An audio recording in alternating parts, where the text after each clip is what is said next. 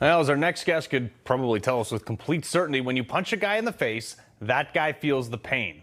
And it's greatly weakened. It's pretty simple. But fortunately for Donald Trump, this same principle does not apply with regards to the judicial system. Because no matter how many times Trump gets figuratively punched with various legal indictments, it only seems to strengthen him. That's amazing. But according to a recent polling, the nearly a quarter of Republicans say they're more likely to support Trump's presidential campaign despite his indictment on the classified documents boondoggle. That nearly same percentage of those polled felt the same regarding his alleged falsifying of business records that the liberals keep bringing up.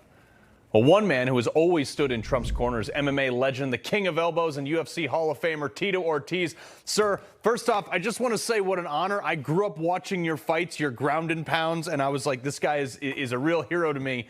That aside, one of the things that I think that, MSNBC has tried to set a number of tough people apart from the actual movement of politics, but why is it that the toughest people I know, not only are some of the nicest people I know, but they all gravitate towards Donald Trump? Well, I think we put ourselves literally through hell during training. And when it's time to compete, we want to get our hand raised. We want to live this American dream. And Donald Trump has done that. And I've known Donald Trump since 2001. He gave us the opportunity to fight at Trump Taj Mahal. And I know he's been closer to the Dana White ever since. 2016, he ran for presidency.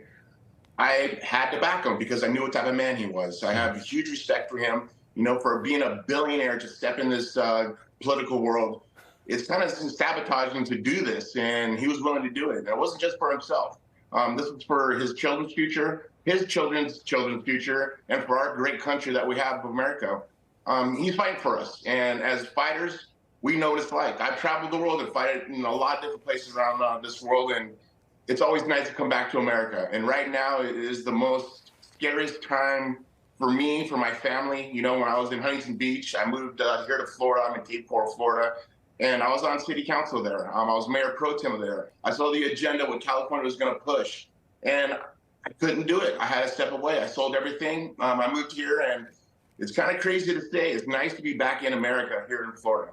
Yeah, well, let's talk about the fact that, you obviously made a career of taking a stand. But, there's a number of politicians out there for years, mostly on the Democratic side, but on the Republican side, too, who always were just wishy-washy. Someone's like, oh, I'm offended by that. And they would apologize. They'd compromise their principles. And then we'd get crazy Democratic policies. What is it that has driven people to support a fighter like Donald Trump for all the things that he's done? They just he keeps on hitting and hitting and hitting. And are we able to go back to the old Republican Party, or is that the way it is?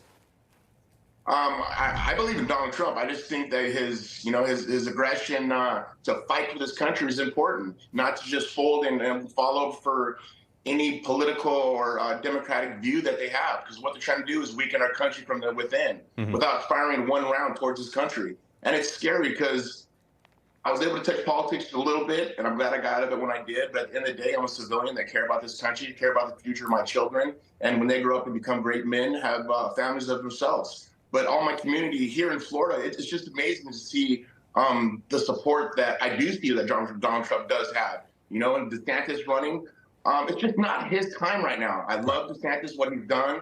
I was here right after the hurricane, 2 days after the hurricane, helping out with the community of Cape Coral and Fort Myers. But what DeSantis is doing is just not his time yet, in my mind. He's an amazing governor. We don't want to lose him here in Florida, but his time will come. But right now, Trump needs to continue his hard work and dedication to this country and the future of our republic. It's really important to this country. The freedoms we have, we can't lose them. Because once they're lost, we'll never get them back again. I'm in the same boat. And, I had said early on, look, I hated the fact that Donald Trump went after Ron DeSantis because I served with Ron in the military. We knew each other from back then. However, I agree with you. It's not his time. Trump is kind of the only guy, especially even now. A new poll puts him 20 points ahead of DeSantis in Florida, in his own backyard. Should he just get out of the race, or is he looking maybe a VP slot? A VP slot would actually be nice, but I agree with you. They shouldn't attack each other, but maybe it's a little bit of chess playing being played here. I hope at the end of the day that Trump continues doing what he's doing and continue doing what he did in 2016 in 2020. I had different views of how the vote went and how the presidency was won, but this is my opinion. I thought Trump won.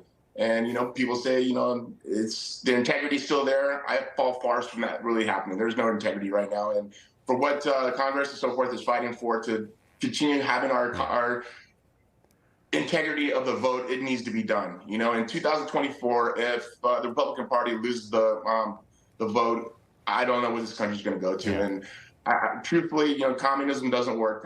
One country that communism worked, socialism does not work. One country that's ever worked, never. No. And for this country of America, we can't lose it. We are the superpower of this world, and we need to continue to do that. Yeah.